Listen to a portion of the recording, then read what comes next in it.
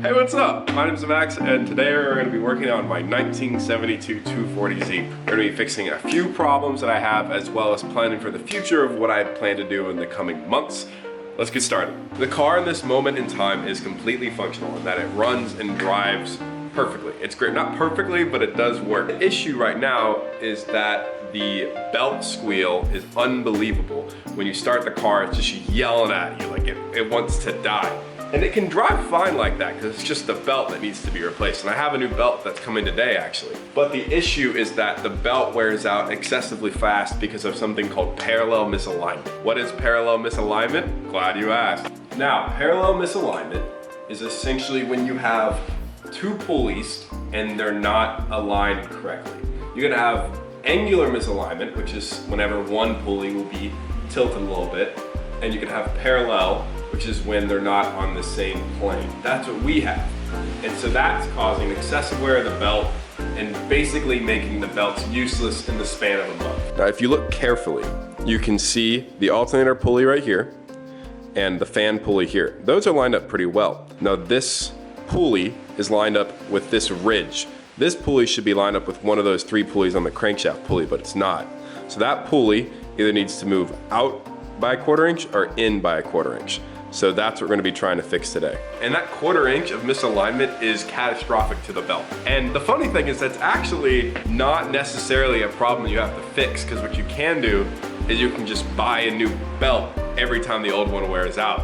But not only is that stupid, but the parallel misalignment can hurt the bearings in the alternator, which will make your alternator go bad, which I'm pretty sure is what happened to my old alternator and why I had to replace it. If you wanna watch that video, you can check it out right there.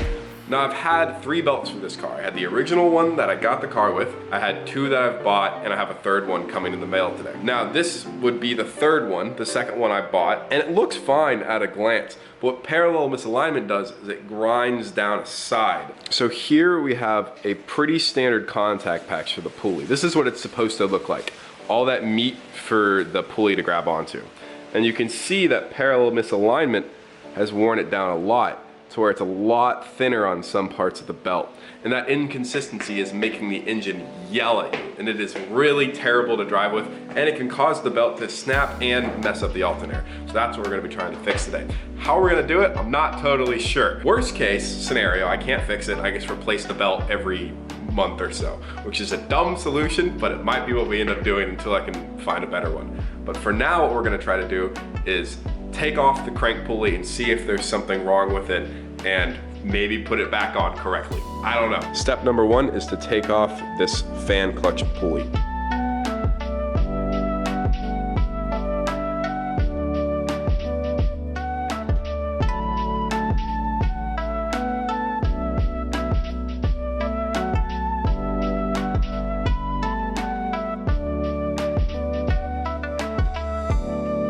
Okay, I got the fan out. Next step is to get the crank pulley off, which I think you could have done without taking the fan out, but it's gonna be a lot more access to let y'all see better, so hopefully that was a good idea.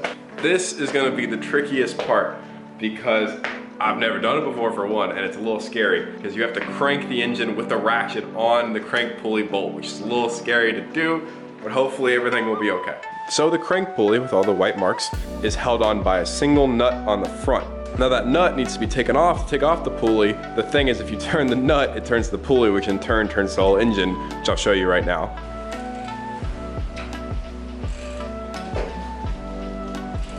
When you saw the car move there, the car was in the reverse gear, and so when you're turning the whole engine over, it made the whole car move, which is really funny that you're able to move a car with just the mechanical advantage of a ratchet. That's a really cool physics thing. But you can see that the pulley moves whenever I do the ratchet. Now the way to get that bolt off is to pin the ratchet up against some structure of the car, and when you try to crank the engine, which you make sure you disconnect the ignition system, that way the engine doesn't start, then what'll happen is the whole pulley will turn, but the nut won't be able to turn with it because that ratchet will be holding it.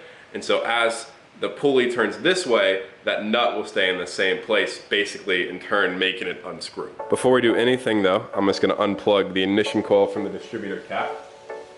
Doing that is gonna keep the car from starting. Now we just need to find a piece of metal to brace that ratchet against. I actually have a breaker bar, which can extend to be really long. I'm gonna use this instead. It'll have more leverage, it's less likely to break because it's beefier, and it'll allow me to pin it on something easier. Okay, so now it's set up to where this ratchet, ideally won't budge. So this ratchet shouldn't be able to move downwards, clockwise, but the pulley still will. So what should happen is that nut should loosen whenever this. Either that or a lot of stuff's about to break. We're gonna find out.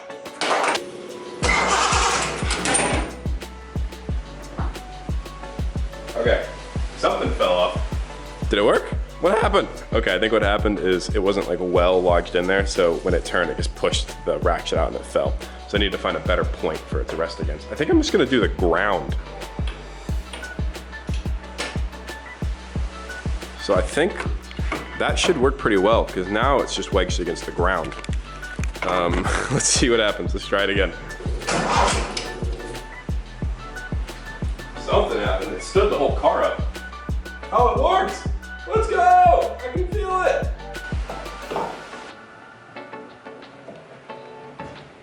Dude, that just came off like a charm. Let's go! That's a pulley. Dude, that was so much easier than I thought it was gonna be. Nothing seems damaged. Everything's hopefully fine. So I wonder why it wasn't lined up, because it looks great. I'm gonna try to shove it back in as far as it can. I don't know what this is, but that's a piece of broken metal in the engine.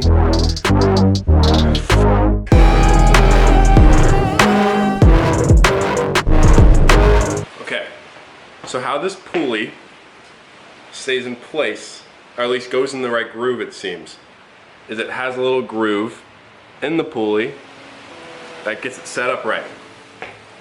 And when I originally was trying to tune the engine, I couldn't find top dead center, which made me think this pulley was out of alignment. This might be what keeps it in line, which would make sense. The metal itself doesn't look like a really bad break. Like it doesn't even look like metal snapped off. That's why I'm confused. Like, is it supposed to be like this? Well, we've now reached the point where I have no idea what I'm doing. So I'm gonna go Google some shit and try to figure it out. That notch holds the key. The key slides in that notch, and that allows you to put the crank pulley on in the correct orientation.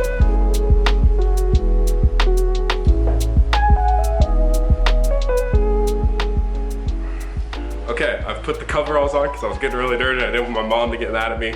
Second of all, I figured out the little metal thing. My landlord actually came over to fix our dishwasher, and he explained to me, I came over and I was like, I think my crankshaft is broken, something's going really wrong. And he's like, oh, it's just the key. So how that works is a little key slides into the crankshaft, you just put the pulley on and it keeps it in line, which I'm glad he explained to me because I was getting very nervous. So bad news after the good news.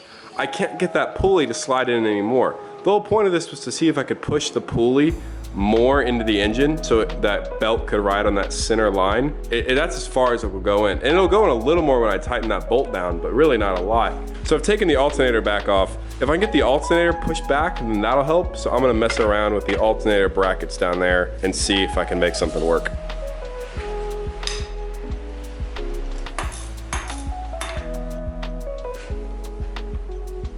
How dirty that is, jeez.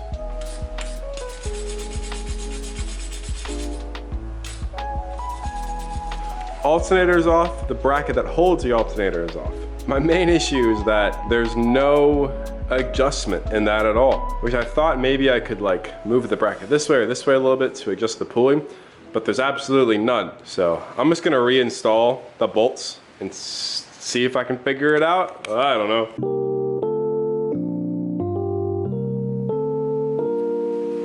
Okay, I've made zero progress. The one thing I've done today that is forward progress is I understand how that pulley works better.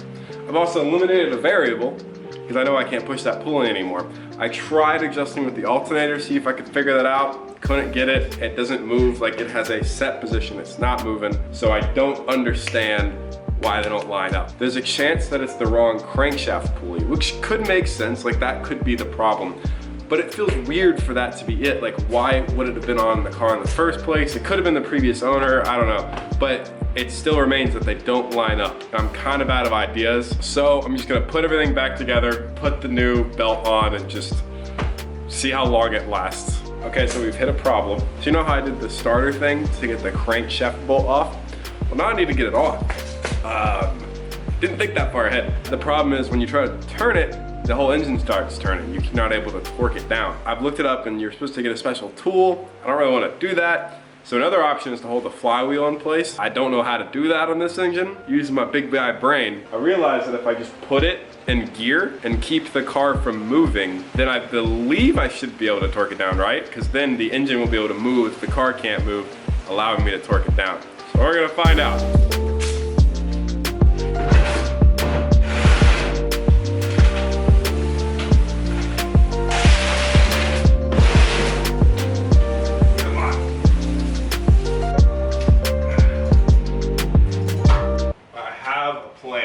I can actually wedge the car against that. I can wedge this against that wall, and then it should work because it's not gonna go through the wall, right?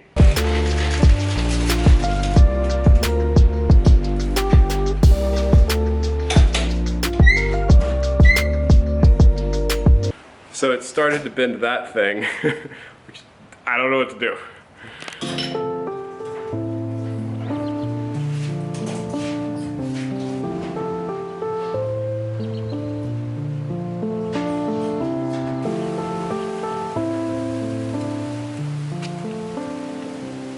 Okay, so I have the car wedged against my jack stands and the brick wall. I don't see what can go wrong.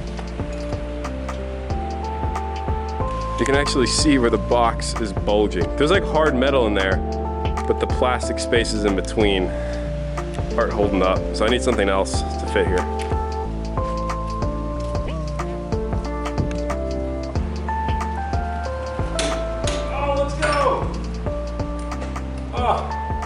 Some guy on the internet helped me. I looked at a forum and he said if you put it in the highest gear, then it'll have enough resistance and it won't be able to turn it. And that worked! Let's go! This is the dumbest thing I've ever seen, but it worked.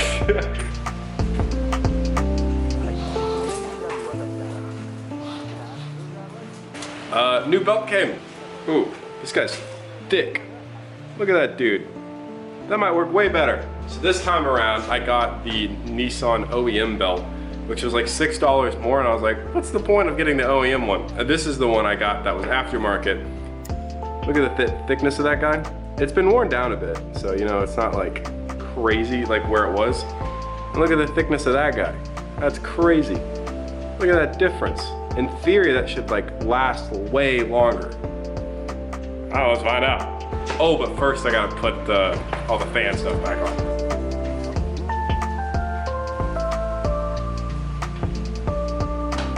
So you might be asking yourself at this point, what did Max actually get done today? Well, I replaced the alternator belt, which would really only take me 30 seconds, but I did a lot of other stuff too. Well, one, I did actually replace the bolts in the alternator bracket, which is just good peace of mind, they're brand new. I torqued down the crankshaft bolt to spec, which is good. I understand the crankshaft better, which is also good, thanks to my landlord. So now I'm confused. There are two explanations. One, that's the wrong crankshaft pulley. The previous owner put AC and did other modifications to the car, so there's a chance that when they did that, they swapped out the pulley, it was the wrong one. That could make sense. Option two is that the car just works like that. Like it was designed, it was bad Nissan engineering, and that you have to replace the belt more often than most cars. Which, honestly, now that I got the beefier OEM belt, makes sense. So there's a chance that when they knew that when they designed it that way, that's why you gotta get the really thick guy so it doesn't wear out as fast. I'll keep y'all updated. Today is October 28th, and I'll let y'all know when that belt wears out. Besides that though, car feels fantastic. There's a brake leak I need to fix, which I know where it is, but I just don't know how to fix it. Gonna do some research on that. And I have a welding video coming up where I'm gonna patch up all the holes in the firewall and in the floor pans and in the back, just like the little things. And lastly, I have a 2-hour road trip to my hometown in Austin, which will be the farthest this car has driven in a long time. So I'm gonna make a video of that. I think that'll be fun. Anyways, I hope this was entertaining for you guys. It was certainly entertaining and educational for me. I hope y'all have a great day.